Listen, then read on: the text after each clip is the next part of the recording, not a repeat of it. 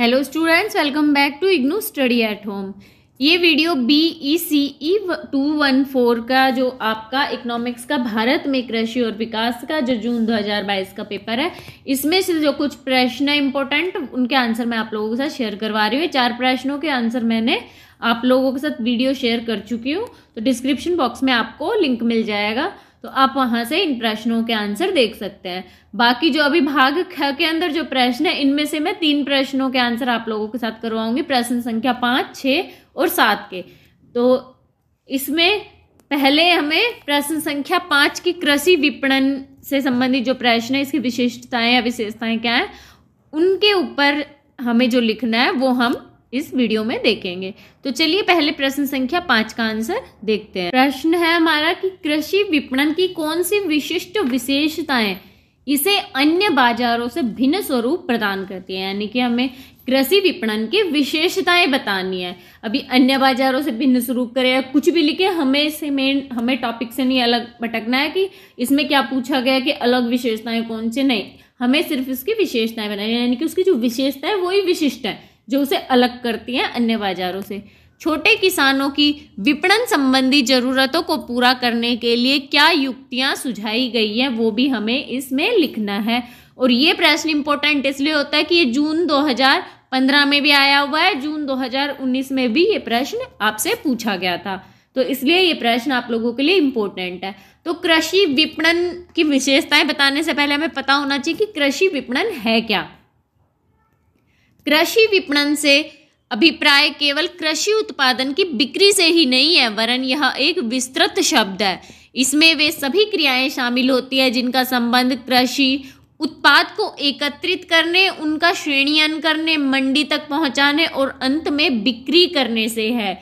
यानी कि जो कृषि विपणन का मतलब हो गया कि कृषि का उत्पादन किया और फिर उसको बेच दिया, इसे कृषि विपणन नहीं कहते हैं। इसके अंदर कृषि के उत्पाद में जो जो चीजें लगती हैं वो सब भी आती है, उसका उत्पादन होगा वो सब भी आते हैं, फिर उसको एकत्रित कहाँ एकत्रित किया, भंडारण किया, अलग अलग किया कि कहाँ क्या जाना है, मंडी में फिर पहुंचाया और फिर बेचा। वो क्या प्रक्रिया शुरू से लास्ट तक, वो प्रक्रिया जो होती है उसमें सारी चीजें आती हैं, जब जाके कृषि विपणन कहलाता है। श्री फारूकी के शब्दों में कृषि विपणन में वे सभी क्रियाएं शामिल होती है जिनका संबंध खेती के उत्पादन को कृषक के यहाँ से अंतिम उपभोक्ता तक पहुँचाना है। यानी कि इस कृषि का विपणन वो चीज हो गई कि जो खेती का उत्पादन करे और अंतिम उपभोक्ता तक जो पहुँचाने के बीच में भी जो सारी चीजें होती है ना, वो सारी की सारी कृषि विपणन में शामिल होती है। अभी कृषि विपणन की जो विशेषताएं वो बतानी है हमें।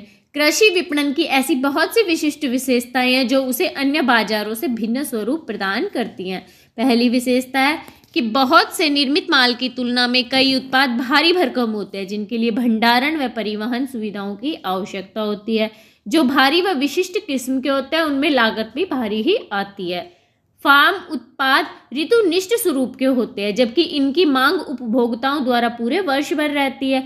इसीलिए बाजार व्यवस्था के किसानों से उत्पाद व मौसमी बहिर्वाह के मांग का संतुलन होना चाहिए। यानी कि इसकी विशेषता है कि कृषि विपणन में क्या क्या चीजें होती है कि जो माल, जब कृषि में जो कई उत्पाद होते हैं ना, कई उत्पाद ऐसे होते हैं कि हल्के छोटे होते हैं, वो आराम से जा सकते हैं, और कई उत्पाद ऐसे होते हैं कि वो बहुत ज़्यादा उसमें लागत आती है, भारी भरकम होते हैं, परिवहन के लिए भी ज़्यादा चीज़ चाहिए, उसको ढोने के लिए भी, उसको उस उपज के लिए भी बहुत सारी चीज़ों की ज़रूरत होती है, उनमें लागत भी ज़्यादा आती है।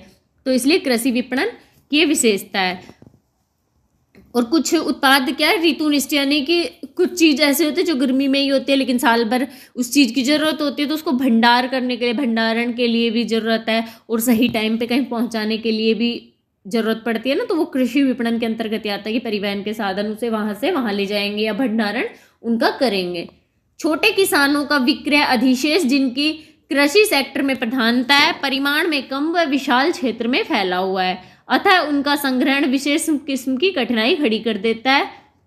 कृषि की जो वस्तुएं होती है जैसे अनाज, दाल, सब्जियां, ये विनाशशील स्वरूप होने के कारण भंडारण व परिवहन के दौरान उनके क्षतिग्रस्त और उनकी गुणवत्ता खराब होने की आशंका रहती है। इसलिए उनके लिए विशेष किस्म के भंडारण व परिवहन की आवश्यकता होती है जो कृषि विपणन के द्वारा मिलती है। कुछ किस्म की फसलें जैसे कि फल व सब्जियों का उत्पादन स्थानिक होता है। स्थानिक यानी कि किसी एक, जैसे रहता है ना कि एप्पल है, कहते हैं कि कश्मीर की तरफ ही होता है तो उधर ही होगा, लेकिन अब जरूरत तो सारे हमारे इंडिया में, अब इसमें कहीं पे भी जरूरत होगी तो वहां तो पहुंचाना ही पड़ेगा ना। तो वो उत्पादन स्थानिक होते हैं एक जगह, जबकि उनकी जो खपत होती है वो दूर दूर तक होती है। इनके अलावा विनाशशील किस्म के होने के कारण उन्हें या तो शीघ्र प्रसंस्कृत करने की आवश्यकता होती है या अंतिम उपभोक्ता तक शीघ्रता से भेजना या वितरित करना आवश्यक हो जाता है। भारत में अधिकांश किसान छोटे उत्पादक होते हैं, वे अकेले विभिन्न कार्य नहीं कर सकते, अतः वे आने जाने अनजाने में ही बिचौलियों का शिकार बन जाते हैं और उनका, वो बिचौलिए क्या होते हैं, उनका शोषण करते हैं। ये सभी सुविधाएं या ये कहें कि सारी चीजें कृषि विपणन के द्वारा किसानों के लिए लाभकारी होती हैं। अतः कृषि विपणन की जो विशेषताएं हैं यही इसे अन्य बाजारों से अलग बना देती हैं। अब छोटे किसान जो हैं उनकी विपणन जरूरतें उनको पूरा करने के लिए क्या युक्तियां सुझाई गई हैं वो देखेंगे। भारत में छोटा किसान उसे माना जाता है जिसके पास कृषि योग्य भूमि 2 हेक्टेयर से भी कम है, यानी कि जिस किसान के पास 2 हेक्टेयर से भी कम भूमि है वो किसान छोटा किसान माना जाता है। अगर भूमि 1 हेक्टेयर से भी कम है तो उसको सीमांत किसान कहा जाता है। ऐसे किसान सामान्यतः आर्थिक संसाधनों के अभाव में ही जीते हैं। चूंकि वे आर्थिक दृष्टि से अभावग्रस्त होते हैं इसलिए उनकी जोखिम उठाने की क्षमता कम हो जाती है। इन कारणों या कुछ अल्प मात्राओं के कारण उन्हें अपने उत्पादन जो फसल वो उगा रहे हैं ना, उत्पाद कर रहे हैं, कम दामों पर बेचने पड़ जाते हैं। उन्हें ज़्यादातर घोषित कीमतों से वंचित रखा जाता है क्योंकि उत्पाद को तत्काल बेचना उनकी मजबूरी या ज़रूरत कह सकते हैं। अतः उनके उत्पाद ज़्यादातर फार्म में या फिर गांव में सड़क किनारे बेच दिए जाते हैं। वह सरकारी कीमत का जो लाभ है वो बिचौलिए जो होते हैं वो उठा लेते हैं, जो कि उनसे ये चीज़ें खरीदते हैं। वैसे तो छोटे किसानों के लिए विपणन व्यवस्था की स्थापना व्यवहारिक नहीं है, सिवाय इसके कि वे एक ही क्षेत्र में संकेंद्रित होते हैं या जहां ऐसी व्यवस्था छोटे किसानों के लिए उत्पादन लाभ देने वाली विशिष्ट फसल पर फोकस करती है, जैसे कि दूध व उत्पादन। इन सब बातों को ध्यान में रखते हुए छोटे किसानों की विपणन आवश्यकताओं की स्थिति ठीक करने की रणनीति में निम्नलिखित उपाय किए जा सकते हैं। पहला कि परिवहन व्यय, यानी कि एक चीज क्या, उत्पाद को इधर से उधर ले जाने के लिए जो हमें ट्रांसपोर्ट की जरूरत पड़ती है ना, उसको कम करने के लिए सामूहिक कार्यवाही व सौदा करने की शक्ति में सुधार किया जा सकता है। छोटे किसानों के उत्पादन के अनुकूल फसलों के लिए संविदा प्रणालियों का प्रवर्तन किया जा सकता है। निजी उद्यमी जो होते हैं उनके द्वारा सकारात्मक कार्यवाही का प्रोत्साहन, जैसे संविदा खेती, कृषि आदि का प्रयोग किया जा सकता है। इससे जो छोटे किसान हैं उनकी विपणन आवश्यकताएं पूरी हो सकती है। नेक्स्ट प्रश्न संख्या 6 है कि हमारे देश में फसलों के प्रारूप को प्रभावित करने वाले कारक कौन कौन से, उनकी व्याख्या करनी है। ये प्रश्न भी इंपॉर्टेंट है, तो देखिए कितनी बार आया है कि दिसंबर 15, जून 15, जून 16, दिसंबर 18 और जून 18 में भी आया है। ये फसल प्रारूप या प्रतिरूप क्या है या फसल प्रणाली एक ही बात है। ये अगर छोटा या प्रश्न पूछा जाए तो आपसे पूछ सकते हैं कि फसल प्रतिरूप या प्रणाली क्या है। फसल प्रतिरूप का अर्थ है किसी निश्चित दिए गए समय में विभिन्न फसलों के लिए उपयोग किए जा रहे क्षेत्र का अंश। और ये जो अंश है इसका पता किससे चलता है, जो सरकार है, सरकार द्वारा प्रकाशित फसल के आंकड़ों से इस चीज का अंश का पता चलता है। फसल प्रतिरूप एक गतिशील धारणा है क्योंकि यह स्थान तथा समय के साथ साथ परिवर्तनशील होती है। किसी क्षेत्र के फसल प्रतिरूप को भू, जलवायु, सामाजिक, आर्थिक व राजनीतिक कारक प्रभावित करते हैं। भौतिक पर्यावरण पौधों तथा जानवरों के विकास एवं वितरण की सीमा निर्धारित करता है। किसी क्षेत्र में कुछ फसलों की खेती में मनुष्य की भूमिका भी महत्वपूर्ण हो जाती है। मनुष्य अपनी तकनीकी उन्नत करके भौतिक सीमाओं में सुधार ला सकता है। जो फसल प्रणाली या प्रारूप है उनके प्रकार कौन कौन से हैं? उनके प्रकार हैं एकल फसल प्रणाली, बहुल फसल, अंतर फसल पैदावार, मिश्रित पैदावार, क्रमवार पैदावार और समाकलित कृषि प्रणाली। ये जो फसल प्रणाली या प्रारूप प्रतिरूप है उनके प्रकार हैं। फसल प्रारूप को प्रभावित करने वाले जो कारक हैं वो कौन कौन से हैं? फसल उगाने की पद्धति किसानों के निजी, सामाजिक, सांस्कृतिक और आर्थिक कारकों से प्रभावित होती है। इन कारकों के अलावा प्रदेश में पाए जाने वाले जलवायु तत्वों का भी फसल प्रारूप पर प्रभाव पड़ता है। फसल प्रारूप जो या फिर जो प्रतिरूप होते हैं उनको प्रभावित करने वाले जो प्रमुख कारक हैं वो हमें आगे बताए गए हैं। पहला कारक है फसल प्रारूप को प्रभावित करने वाला भूमि धारण का आकार।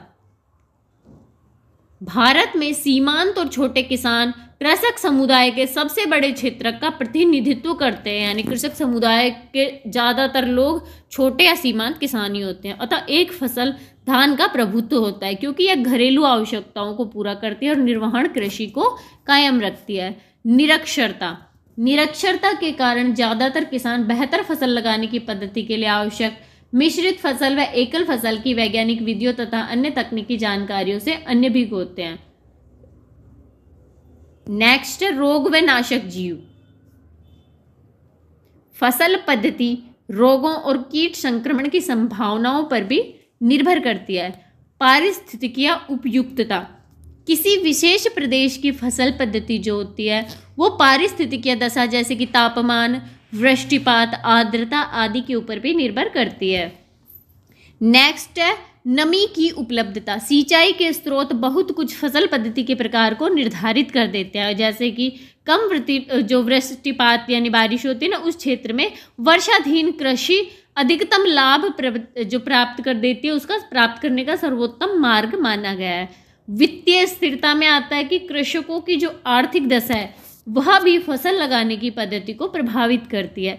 जैसे नकदी फसल यानी कि कपास है, इसमें ऊंचा पूंजी निवेश होता है। तो क्या ये जो कपास होती है ये वो ही किसान लगा सकते हैं जिनके पास इसके कपास के ऊपर खर्च करने के लिए पैसा होगा।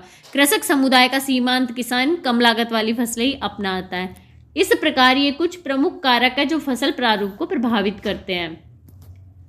नेक्स्ट प्रश्न संख्या 7 है, वे 5 पृथक पृथक विधियां बताइए जिनसे कृषिक पूंजी निर्माण उत्पादन में सहायक होता है। अब यहाँ पे हमसे कृषिक पूंजी निर्माण के बारे में प्रश्न पूछा गया है कि कृषिक पूंजी निर्माण जो होता है उत्पादन में कैसे सहायता करता है, और कुछ ऐसी विधियां पूछी गई हैं जिनसे कृषिक पूंजी निर्माण देश से कृषिक निर्यातों की संभावनाओं में वृद्धि कर सकता है। यानी 2 प्रश्न मिला के प्रश्न पूछा गया है। ये प्रश्न भी देखिए रिपीटेड है, दिसंबर 19 में आया हुआ है। पूंजी व श्रम उत्पादन के 2 मुख्य कारक हैं। कृषि के विभिन्न कार्यों के समय रहते लागत के प्रभावी ढंग से संपादन हेतु अचल व कार्यशील पूंजी की आवश्यकता होती है। यह शस्य सघनता बढ़ाने, शस्य क्रम परिवर्तन व फसल कटाई पहल से पूर्व व पश्चात क्षतियां कम करने के तरीके से कृषि उत्पादन व उत्पादकता बढ़ाने के लिए जरूरी है। संक्षेप में, कृषि में पूंजी निर्माण तकनीकी प्रगति लाकर उत्पादन वक्र को ऊर्ध्वमुखी बनाने के लिए सहायक होता है। कुछ विधियों के द्वारा यह उत्पादन में सहायक हो सकता है। यानी कि जो पूछा गया कि 5 कौन कौन सी पृथक विधियां हैं जो कृषि पूंजी निर्माण उत्पादन में सहायता कर देता है, वो 5 विधियां ये हैं। पहला, उपज में वृद्धि कर सकते हैं। फार्म क्रियाओं का समय पर समापन करना, अधिकतम संभव भूमि का उपयोग किया जाए, फसल क्रम में अंतरण रखा जाए व कृषि का विविधीकरण किया जाए, तो हम जो कृषि है उसमें पूंजी का प्रयोग कर सकते हैं। इस प्रकार बाजार विस्तार न केवल फार्म आय बढ़ाता है बल्कि उपभोक्ताओं को कृषि उत्पादों पर भी सुलभता आसान बना देता है। इसी प्रक्रिया में यह बढ़ती हुई जनसंख्या के लिए खाद्य सुरक्षा व कृषि आधारित कच्चे माल की सुरक्षा भी सुनिश्चित करता है। पूंजी निर्माण बेहतर भंडारण व परिवहन सुविधाओं द्वारा कृषि उत्पाद की गुणवत्ता सुधारने में भी सहायक होता है। इसके फलस्वरूप यह कृषि निर्यात की संभावनाओं को भी बढ़ा देता है। भारत विश्व बाजार में फार्म उत्पादों हेतु प्रमुख भूमिकाएं निभा सकता है।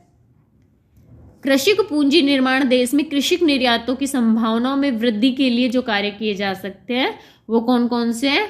अचल पूंजी और कार्यशील पूंजी। अचल पूंजी के अंतर्गत निम्नलिखित पर किया गया निवेश आता है।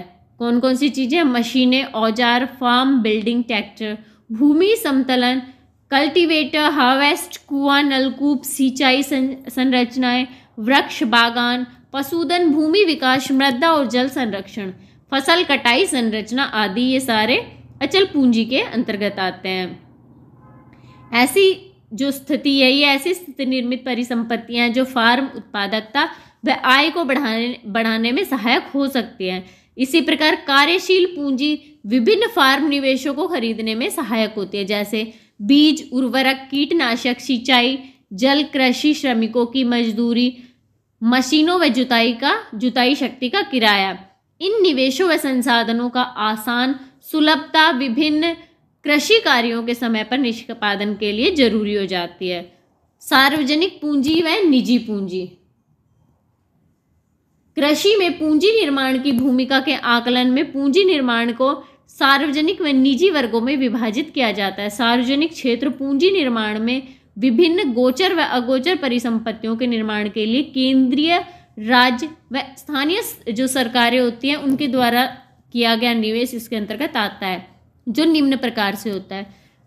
भूमि विकास, दूसरा छोटी व बड़ी सिंचाई परियोजनाएं, तीसरा मृदा व जल संरक्षण और जल संचयन के कार्य। नेक्स्ट है वनीकरण, ग्रामीण सड़कों व निर्माण व ग्राम जो होता है उनका विद्युतीकरण हो गया। नेक्स्ट है कृषि अनुसंधान और विकास, किसानों का प्रशिक्षण और क्षमता निर्माण आदि। दूसरी ओर निजी पूंजी किसानों के द्वारा सिंचाई हेतु कुएं, विद्युत मोटर, डीजल इंजन, ट्रैक्टर व अन्य फार्म उपकरणों के लिए किया गया निवेश है। इनमें भूमि विकास, फार्म बिल्डिंग आदि पर व्यय शामिल है। सार्वजनिक और निजी पूंजी के बीच पूरकता, यह देखा गया है कि सिंचाई, सड़कों व विद्युत परियोजनाओं में सरकारी जो निवेश होता है उससे कृषि में निजी निवेश प्रेरित हुआ है। यानी यदि सरकार द्वारा बुनियादी आधारभूत संरचनाएं निर्मित की जाती हैं, किसान ट्रैक्टर, पंप सेट खरीदने व नहर के कमांड क्षेत्र में नलकूप लगाने हेतु अपनी निजी पूंजी निवेश करने के लिए प्रेरित होंगे। इससे यह स्पष्ट होता है कि कृषि में अलग अलग किसानों द्वारा अभिप्रेरित निवेश के तरीके में पूरक प्रभाव देखा गया। दूसरी ओर सार्वजनिक निवेश को कृषि में निजी निवेश के प्रतिस्थायी के रूप में माना जाता है।